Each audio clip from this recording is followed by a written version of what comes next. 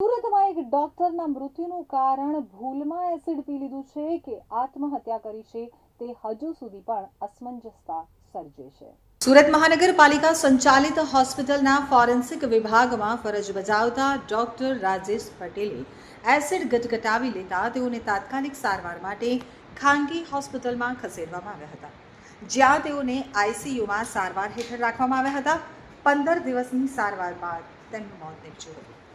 તબીબના મૃતદેહને પોસ્ટમોર્ટમ અર્થે civil hospital ખસેડવામાં આવ્યો હતો, જ્યાં ફોરેન્સિક વિભાગ દ્વારા પોસ્ટમોર્ટમ કરવામાં આવ્યું હતું। જો કે ડોક્ટરે ભૂલમાં એસિડ પીધું કે આત્મહત્યા કરી છે તે અંગે અસમંજસતા સર્જાઈ છે।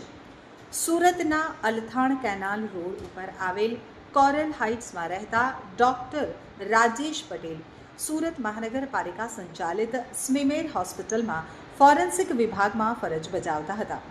પરિવાર અંગેની મળતી માહિતી પ્રમાણે રાજેશ પટેલના પરિવારમાં પત્ની અને 2 દીકરા છે, જે પૈકી એક દીકરો કેનેડામાં છે અને અન્ય દીકરો સિવિલ એન્જિનિયર છે, ત્યારે રાજેશ પટેલની પત્ની પાલિકામાં ફરજ બજાવે છે। ગત 16 માર્ચના રોજ રાત્રે 1 વાગ્યાના અરસામાં રાજેશ પટેલે કોઈ કારણસર એસિડ ગટગટાવી લીધું હતું। બનાવની જાણ થતાની સાથે જ તેમના પત્ની તાત્કાલિક નજીકમાં રહેતા મિત્ર ડોક્ટરને ફોન કરી ઘરે બોલાવ્યા હતા, જ્યાંથી તેઓ તાત્કાલિક તેમને સારવાર માટે ખટોદરા વિસ્તારમાં આવેલ ખાનગી હોસ્પિટલ લઈ ગયા હતા।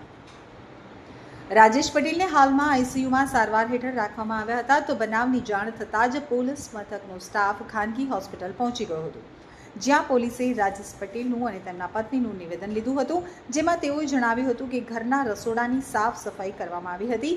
પત્નીએ એસિડ ભરેલી બોટલ ઘરમાં રસોડામાં પાણીના બોટલ પાસે મૂકી રાખી હતી, તો 16મીએ રાત્રે 1 વાગ્યાના અરસામાં ડોક્ટર રાજેશ પટેલ પાણી પીવા માટે ગયા હતા અને ભૂલમાં પાણીની જગ્યાએ તેઓ એસિડ ગટગટાવી દીધું હતું। ડોક્ટર રાજેશ પટેલની છેલ્લા 15 દિવસથી સારવાર માટે ખાનગી હોસ્પિટલના આઈસીયુમાં સારવાર હેઠળ રાખવામાં આવ્યા હતા। દરમિયાન આજે સવારે રાજેશ પટેલનું સારવાર દરમિયાન મોત નીપજ્યું હતું, જેના પગલે પરિવારમાં શોકનો માહોલ છવાઈ ગયો છે। સાથે જ ડોક્ટરોમાં પણ શોક ફેલાયો છે। જો કે ડોક્ટર રાજેશ પટેલ દ્વારા ભૂલમાં એસિડ પીવાયું હતું કે આત્મહત્યા કરી તે અંગે રહસ્ય સર્જાયું છે। હાલ તો સિવિલ હોસ્પિટલમાં ફોરેન્સિક પોસ્ટમોર્ટમ હાથ ધરવામાં આવ્યું હતું, તેનો રિપોર્ટ આવ્યા બાદ સાચું કારણ સામે આવે તેવી શક્યતાઓ છે।